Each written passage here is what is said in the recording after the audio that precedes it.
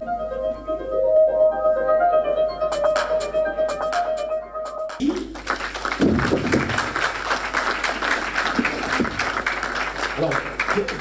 Pierre l'a évoqué tout à l'heure, sur la circulation, le stationnement.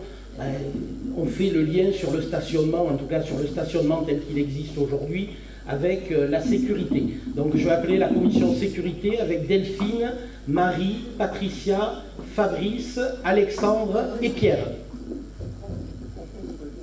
Donc sur la sécurité, petite vidéo aussi, oui Marie, Patricia, vous pouvez vous approcher, et petite vidéo sur donc la sécurité. Bonjour, je me trouve aujourd'hui sur le parking de Véronique Hébert, parking qui n'est absolument pas aménagé depuis des années, où il y a un problème au niveau de l'éclairage, de surveillance, manque de vidéoprotection. Qu'est-ce que nous pouvons faire aujourd'hui? Donc Delphine nous a posé la question, Delphine nous apporte une partie de la réponse. Les solutions, nous les avons. L'aménagement des parkings, l'éclairage des parkings, l'amélioration de la vidéoprotection pour une sécurité pour tous. Bon, alors voilà, on vous a dit que Delphine n'était pas là pour des raisons personnelles. On a, si vous voulez, ciblé les différents points qu'il nous faut aborder pour la sécurité.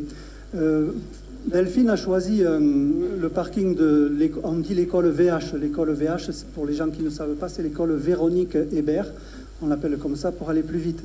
Et alors ce parking, on s'est toujours demandé pourquoi il avait été goudronné à moitié. Je ne sais pas, moi j'ai l'impression que ça rejoint le problème récurrent des finances poussanaises, Jacques. Alors je m'adresse à Jacques, notre financier.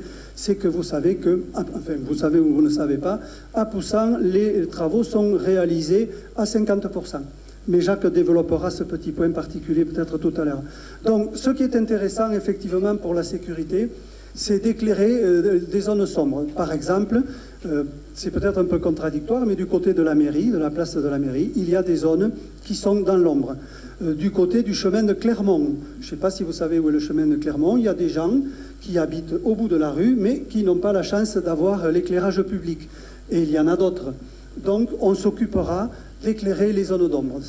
Plus de lumière, plus de sécurité normalement.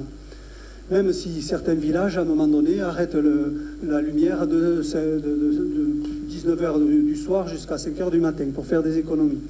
Ensuite, on va réguler la circulation aux abords des écoles. Tout à l'heure, je vous parlais du sens de circulation. La rue de la Salle, par exemple, on ne la montera plus, on la descendra. Alors, vous allez dire, mais quel est l'intérêt? Eh bien, il y a un intérêt, figurez-vous, c'est qu'il y a un parking non pas très loin qui... dans la rue de la Salle. Dans la rue de la Salle, qui s'appelle le parking des bâtiments L'Année, et qui souvent permettait à des voitures de remonter la rue juste au moment de la sortie des écoles. Bon, alors il y avait des fois quelques petites frictions. On va arranger ça avec, en positionnant des barrières. Développer comme vous pouvez le voir sur la photo d'en bas, donc des barrières juste à la sortie du parking de la mairie pour aller vers les écoles. Voilà. Ce qui empêche d'avoir le véhicule de la police municipale mis en travers. Par exemple, oui. Et puis surtout pour permettre aux élèves de sortir en toute sécurité. Développer la vidéosurveillance. Alors, savez-vous qu'il y a 23 caméras de surveillance sur Poussan avec 2 caméras spéciales qui permettent l'identification des plaques d'immatriculation à l'entrée et à la sortie du village. Ça, c'est pour pouvoir travailler en coordination avec la gendarmerie nationale. Donc, et c'est ce qui a permis aussi à la commune de recevoir des subventions pour installer ces vidéos. Or, il y a quand même quelques secteurs qui manquent de vidéosurveillance et nous nous attacherons à mettre des... Il en faudra 2 ou 3 de plus, en tout cas rapidement, surtout sur les parkings pour surveiller les parkings. Voilà. C'est ce qu'évoquait Delphine, par exemple, sur le parking de l'école Véronique Hébert. Et où il y a, et il y a souvent des cambriolages, on m'en a raconté un pas plus tard que la semaine dernière. Apporter aux agents de la police municipale des moyens matériels et humains. Alors, notre police municipale est une police municipale dotée de 6 agents, avec un chef de poste.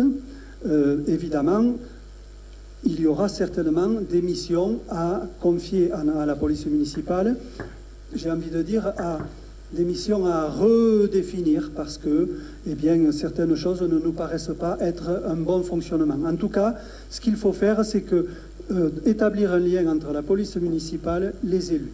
C'est très important. Chacun se sentira motivé. Alors bien sûr, il y aura peut-être aussi des moyens supplémentaires à leur accorder.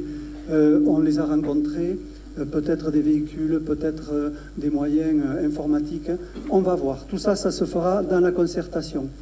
Et ensuite, J'allais dire, Pierre, comme avec tous les employés municipaux, il y a cette volonté d'un lien plus étroit dans leur mission pour donner du sens à leur travail et revaloriser le travail qui est réalisé par chacun d'entre eux. Voilà, voilà. Dernier point que je ne développerai pas parce qu'il sera développé dans une autre thématique. Juste après. Voilà, la création d'un poste de médiateur. Voilà. Alors, avant... Juste pour dire qu'en effet, poste de médiateur, parce que nous sommes certains que la sécurité, ça ne passe pas que par la police municipale ou par de l'armement, et qu'il y a nécessité de ce poste de médiateur social, et dont on va vous parler dès maintenant. Voilà, j'ai terminé. Merci Pierre.